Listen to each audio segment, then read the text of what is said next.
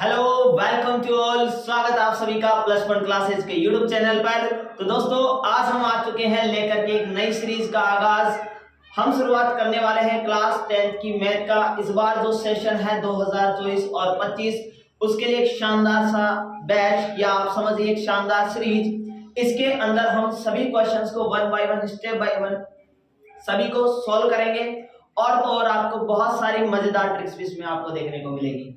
तो देखिए, आपको सिर्फ और सिर्फ इतना करना है, हर शाम जुड़ना है मुझसे और जो भी वीडियो है उसको आपको ध्यान से देखना है। और किसी भी प्रकार की अगर कोई समस्या होती है तो आप सिर्फ छोटा सा कमेंट करना है।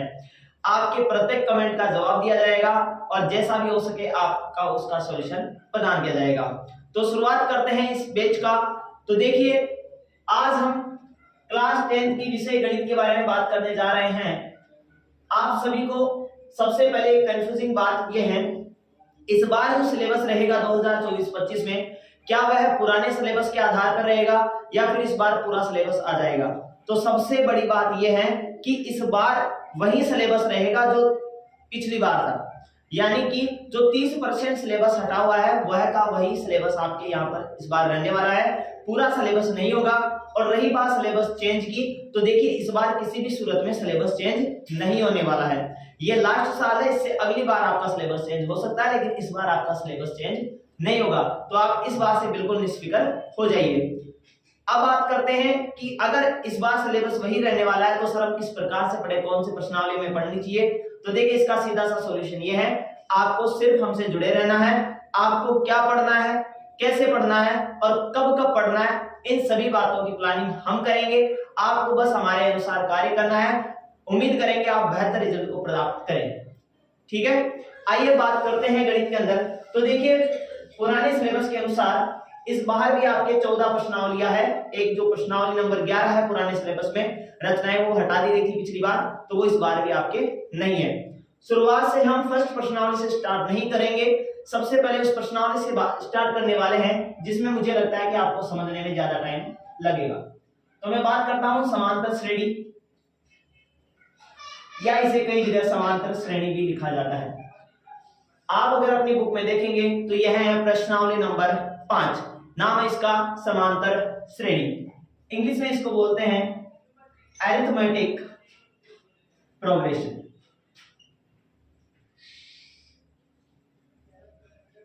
क्योंकि ये मैथ है तो इसे हिंदी मीडियम वाले और इंग्लिश मीडियम वाले दोनों ही बच्चे पढ़ सकते हैं। और चूंकि मैं हिंदी और इंग्लिश दोनों में पढ़ाने वाला हूं, तो आप बिल्कुल पूरी तरीके से कंफर्टेबल होकर के इस क्लास को देख सकते हैं। तो देखिए, शुरुआत करते हैं व्हाट इज समांतर श्रेणी, यानी कि अरिथमेटिक प्रोग्रेशन क्या है। तो सबसे पहले देखिए बच्चों, इसे हम शॉर्ट में क्या बोलेंगे, एपी, बिकॉज इसका इंग्लिश में जो नाम है वो क्या है, अरिथमेटिक प्रोग्रेशन। इसलिए इसे शॉर्ट के अंदर हम क्या नाम देने वाले हैं, एपी। तो क्वेश्चंस में भी कई बार आएगा एक एपी है, एक एपी है। ठीक है, अब इसे थोड़ा सा हम समझते हैं। देखिए, प्रोग्रेशन का मतलब क्या होता है। कई बार आप कहीं रोड पर जा रहे हो तो वहां पर लिखा होगा कृपया धीरे चले, कार्य प्रगति पे, या फिर रास्ता बंद है, कार्य प्रगति पे। तो प्रगति का शब्द का मतलब क्या होता है, प्रगति का मतलब होता है इट इज अ प्रोसेस, यानी कि यह क्या है, एक प्रक्रिया है। और प्रक्रिया जब कोई होती है तो वो लंबी चलती है, यानी कि चलती जाती है।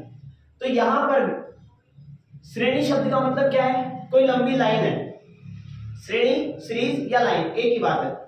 प्रक्रिया कर दो, श्रेणी कर दो, यानी कोई लंबी लाइन है और वो चलती जा रही है। ठीक है, अब वो जो लाइन है वो कैसी है, अरिथमेटिक, यानी कि नंबर्स की है। अरिथमेटिक का मतलब यहां पर क्या होगा, अंक से लेंगे।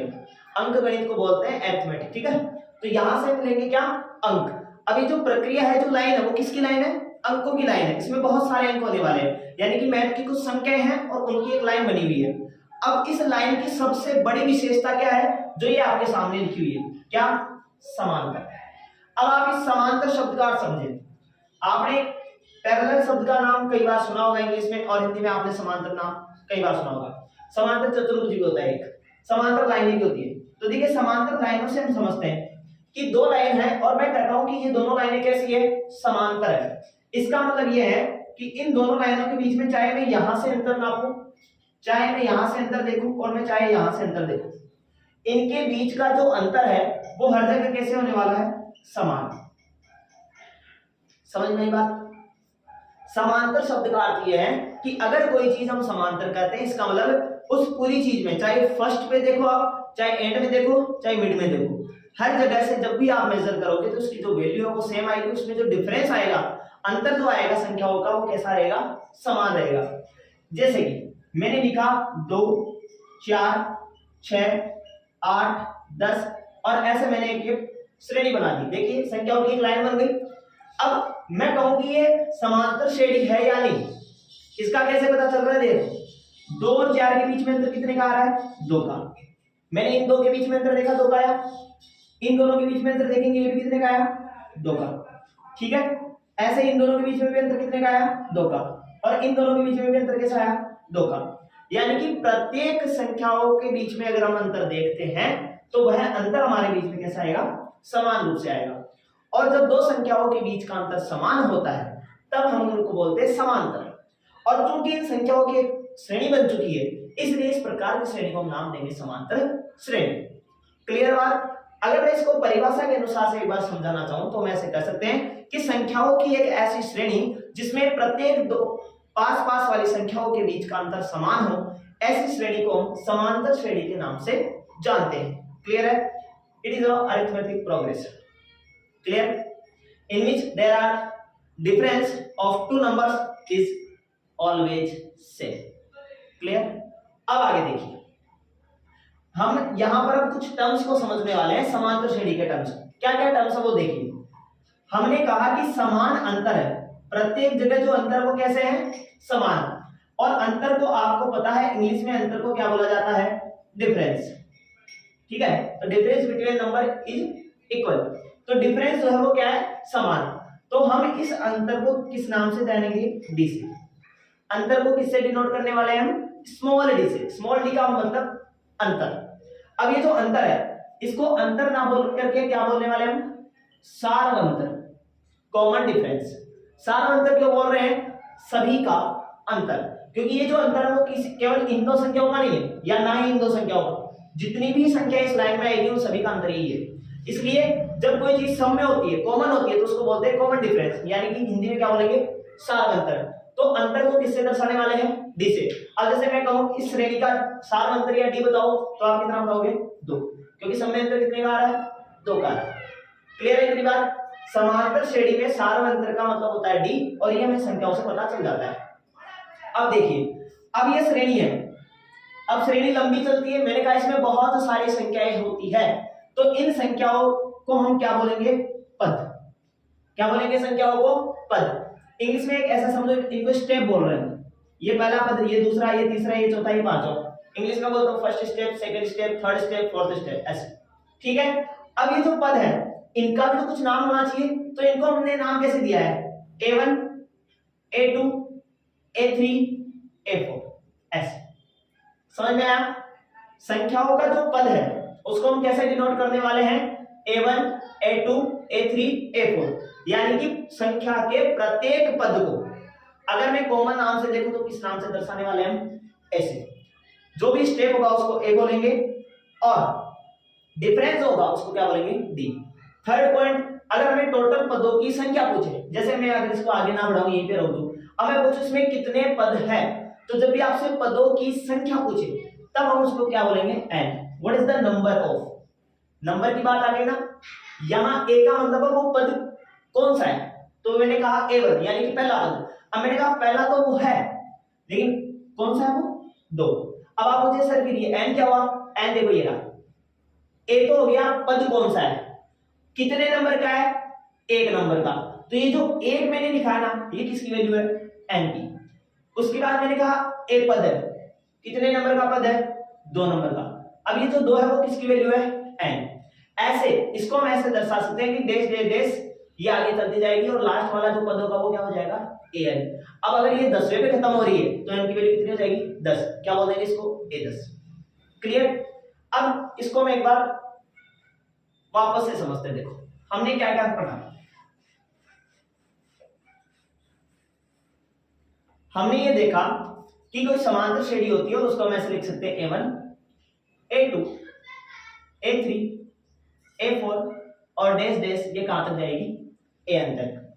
और जो इनके बीच का डिफरेंस है अब ये डिफरेंस कैसे निकलता है, तो देखिए मैंने कहा ये किसी भी दो पदों का हो सकता है लेकिन लगातार होने चाहिए। आप A3 में से A1 घटाएंगे तो D नहीं आएगा। D कैसे निकलेगा, A2 में से A1 घटा दो तब भी D आएगा, और चूंकि ये बराबर होगा, अगर आप A3 में से क्या घटा दोगे A2 तो भी डिफरेंस क्या आने वाला है, सेम। इसी प्रकार अगर आप A4 में से घटा दोगे क्या A3 तब भी D क्या रहने वाला है, सेम। क्लियर है बात। तो इस प्रकार हम समांतर श्रेणी में D निकाल सकते हैं और समांतर श्रेणी में A निकाल सकते हैं। क्लियर है सर। अब देखिए अगर हमें A दे दे, जैसे मैंने कहा किसी समांतर श्रेणी का A जो है वो कितना है 2, और मैंने कहा इसका जो D है वो कितना है सर 3, तो क्या आप एक समांतर श्रेणी क्रिएट कर सकते हो, बिल्कुल कर सकते हो। कैसे करेंगे, देखो A का मतलब है A1, तो मेरे पास पहला पद क्या है 2, अब मुझे इससे जस्ट अगला पद चाहिए A2 चाहिए, तो A2 कैसे आएगा भाई, दोनों का अंतर D होता है।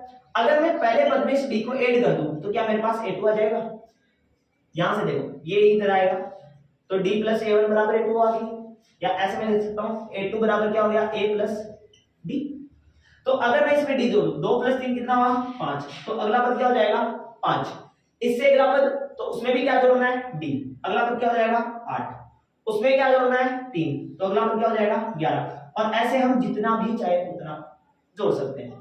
तो इससे एक फॉर्मूला जनरेट कर सकते हैं हम, कैसे, A2 निकालने के लिए हमें क्या जोड़ना पड़ा D, और अगर मैं A3 निकालूं तो A2 में क्या जोड़ दूं D, चूंकि मैं इस A2 को क्या लिख सकता हूं A प्लस D, और प्लस में क्या है D, इसका मतलब A में कितनी बार D जोड़ दो 2 बार, मतलब समझे, चाहे तो A2 में D जोड़ दो और चाहे पहले वाले में 2 बार D जोड़ दो। ऐसे देखो कि जैसे समांतर श्रेणी है A1 A2 A3 A4, अब मुझे A3 चाहिए, अगर आपके पास A2 है तो उसमें क्या जोड़ दो D, आपके पास क्या आ जाएगा A3, लेकिन अगर आपके पास A दिया हुआ है तो उसमें यहां भी D जोड़ो और यहां भी D जोड़ो, यानी कि 2 बार D जोड़ दो, आपके पास क्या आ जाएगा A3। अब इन फॉर्मूले के ऊपर हम बाद में बात करेंगे, प्रश्नावली को शुरू करते हैं, चलते हैं पहले सवाल के ऊपर।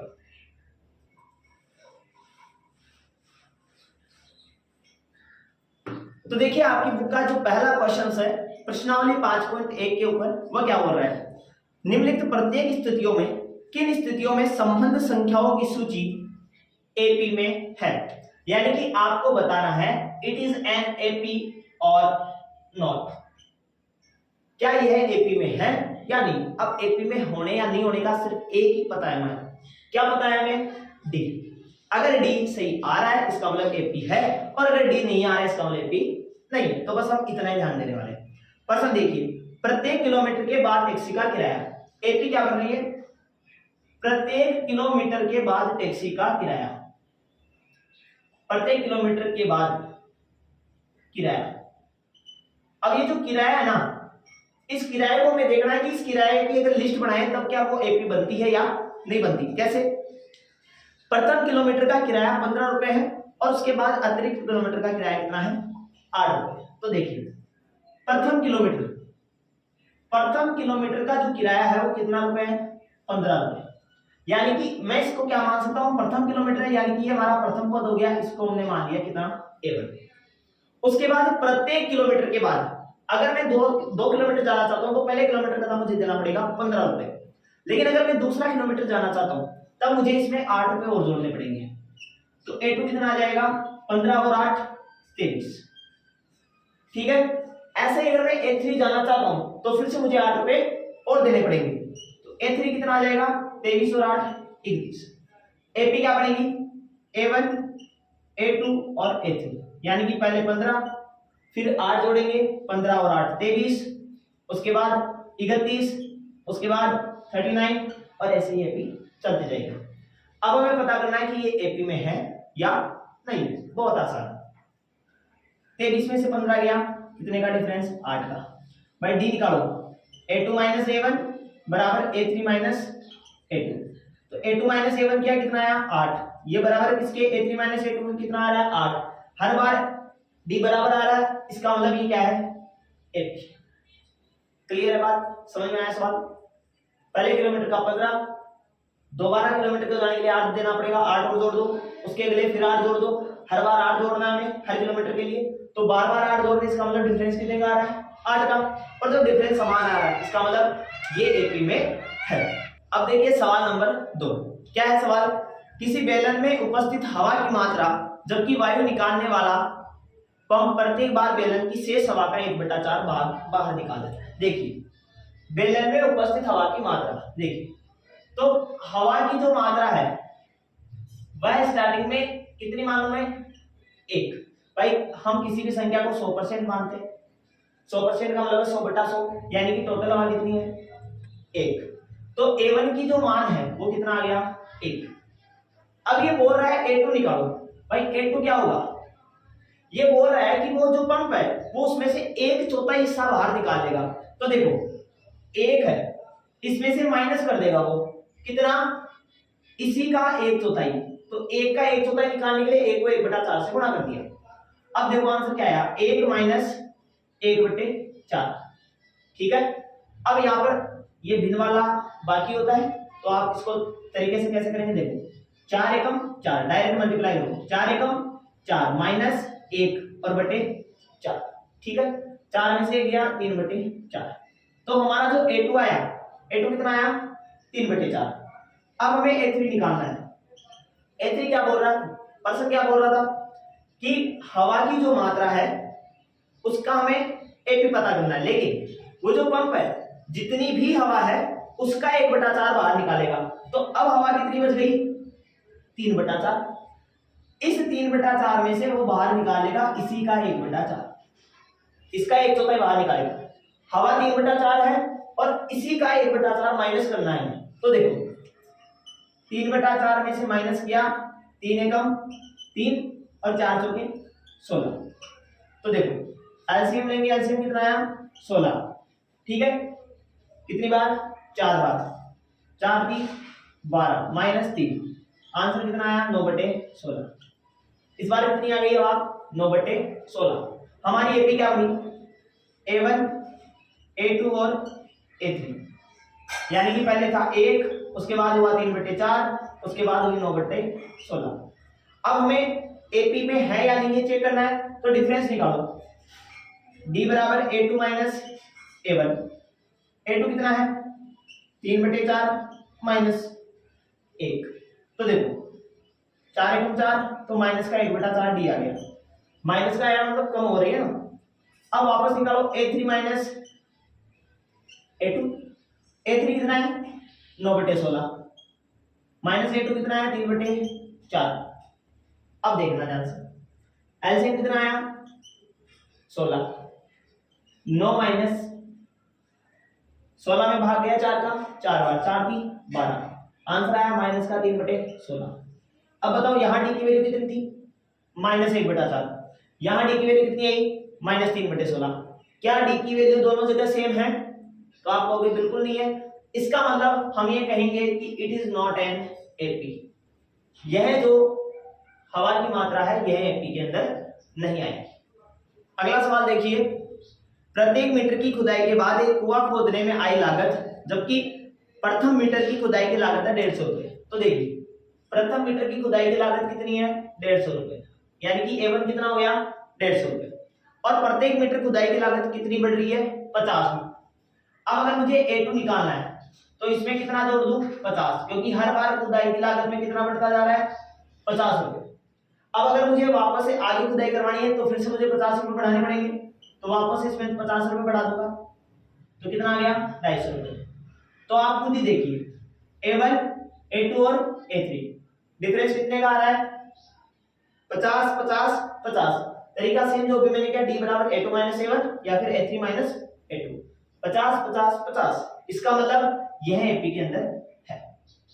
क्लियर। अब देखिए इससे आगे, अब पहले का ये लास्ट सवाल है, चौथा सवाल। इसमें क्या होता है देखिए, खाते में प्रत्येक वर्ष का मिश्र धन जबकि 10,000 की राशि 8 वार्षिक की दर से चक्रवृद्धि ब्याज पर जमा की जाती है। इस बार हमें जो एपी देखनी है वो किसकी देखनी है मिश्र धन की, और मिश्र धन को हम इंग्लिश में बोलते हैं अमाउंट, ठीक है। तो आपको यहाँ पर प्रिंसिपल कितना है, यानी कि मूलधन कितना है, मूलधन आपके पास में आपने जमा करवाया कितना 10,000 रुपए, और रेट ऑफ इंटरेस्ट यानी कि दर कितनी है ब्याज की, तो वो है 8%। और वो भी कौन सी दर है, चक्रवृद्धि वार्षिक दर। ठीक है, अब प्रत्येक वर्ष देखना है। तो देखिए स्टार्टिंग में A1 जो है वो था आपका, जब आपने मतलब ब्याज नहीं दिया स्टार्टिंग में, तो वो 10,000 रुपए थे। कितने रुपए थे स्टार्टिंग में, 10,000। उसके बाद अब आप अगले साल, एक साल बाद में 8% की दर हो जाएगी। तो देखिए फॉर्मूला होता है A बराबर P कोष्टक 1 प्लस R बटे 100 और इसकी पावर T। ये चक्रवृद्धि ब्याज का फॉर्मूला होता है। इसमें A फॉर अमाउंट यानी मिश्रधन जो कि हमें निकालना है, इसी का हमें AP चेक करना है। तो प्रिंसिपल है 10,000 कोष्टक 1 प्लस R बटे 100, R की वैल्यू है 8 बटे 100, 100 एकम 100 और 8 108 बटे 100। और टाइम कितने वर्ष का, 1 वर्ष का। 2 जीरो से 2 जीरो कैंसिल, 108 इंटू 100, तो ये बन गया 10,800। कितना आ गया, 10,800। अब 2 साल के लिए निकालना है, तो इसको कितने से गुणा कर देंगे, 2 बार, क्योंकि यहाँ पर टी की पावर 2 आ जाएगी, तो ये डबल बार हो जाएगा। तो देखिए एक बार 100 से 100 कैंसिल, ठीक है, और दूसरे 100 से दूसरे 100 भी कैंसिल। कितना आया, 8 घंटे 64, 8 8 16 और 1 कितना आ गया, 11 66 4। ये पहले स्टार्टिंग में जब हमने दिया 10,000 रुपए थे। एक साल बाद कितने हुए, 10,800।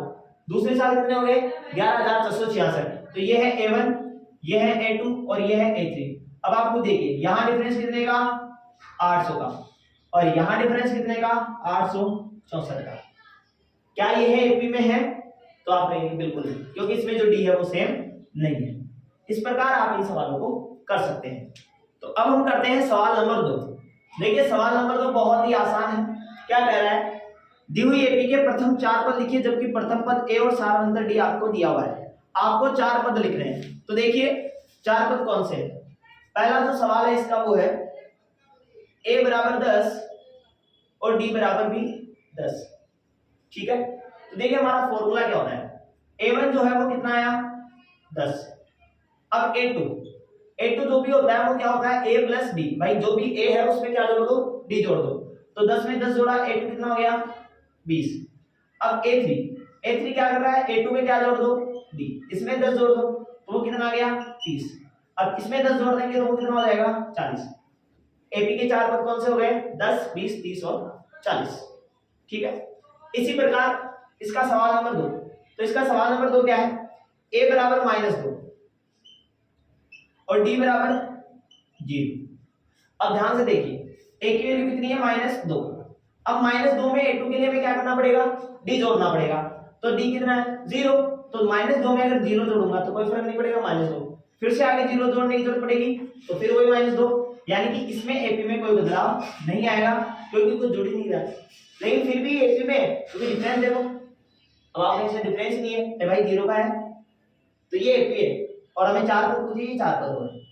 ठीक है, अब देखिए तीसरा है a बराबर 4 और d बराबर -3।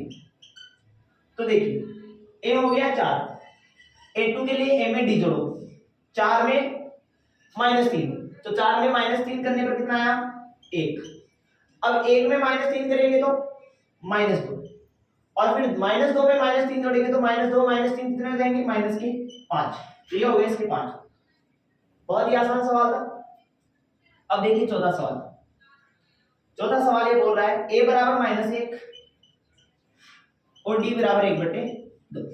अब आप भिन्न में देख करके डर मत जाना बिल्कुल भी, बहुत ही सरल सवाल। देखो अगर a बराबर -1 है और मुझे a2 निकालना है, तो -1 में 1/2 जोड़ो, -1 में 1/2 जोड़ा, 2 एकम 2 माइनस का 2 प्लस 1/2, तो कितना आ गया, -1/2। तो दूसरी एपी क्या हो गई, -1/2। अब इसमें फिर से -1/2 जोड़ना है, तो देखो -1/2 और इसमें मुझे जोड़ना है 1/2। 1/2 से 1/2 कैंसिल, प्लस माइनस के, भाई ये माइनस का ये प्लस का, तो दोनों एक दूसरे को खत्म कर देंगे, तो बचेगा क्या, 0। अब 0 में 1/2 जोड़ूंगा तो क्या आने वाला है, 1/2। और आधे आधे में वापस से जोड़ दूंगा, आधे में आधा जोड़ूंगा तो क्या बन जाएगा, 1। तो ये लो एपी के कितने पद हो गए, 5 पद हो गए। ठीक है, अगला सवाल देखिए इसका 5वां। ये है a बराबर -1.25 और d बराबर है 0.25, ठीक है, और ये भी माइनस में है। अब दोनों पद माइनस में है तो घबराने की आवश्यकता बिल्कुल नहीं है। देखो a बराबर है -1.25, अब हमें इसमें इसको ऐड करना है तो कैसे करेंगे? देखो यहां पर a कितना है -1.25, अब यहां पर प्लस करना है लेकिन प्लस माइनस माइनस 0.25 तो माइनस माइनस माइनस की संख्या बन जाएगी और 5 5 10 की 0, कहां से गए 2 2 4 1 5.15, ये कितना हो गया 1.50। उसी प्रकार ऐसे समझो 1.25 फिर 1.50 फिर से 25 जोड़ देंगे 1.50 में तो बन गया -1.75, ठीक है, और इसमें भी अगर 0.25 जोड़ देंगे तो ये बन जाएगा -2, ठीक है, तो ये बन गए सेपी के 4। तो इस प्रकार प्रश्नावली जो 5.1 है उसके हमने 2 सवाल किए हैं और उम्मीद करता हूं आपको बहुत अच्छे से समझ में भी आए होंगे। अगर फिर भी किसी प्रकार की आपकी कोई राय है या किसी प्रकार की कोई दिक्कत है तो आप कमेंट कर सकते हैं। बाकी के सवाल नेक्स्ट क्लास में देखेंगे, तब तक के लिए पढ़ते रहिए, मस्त रहिए, धन्यवाद।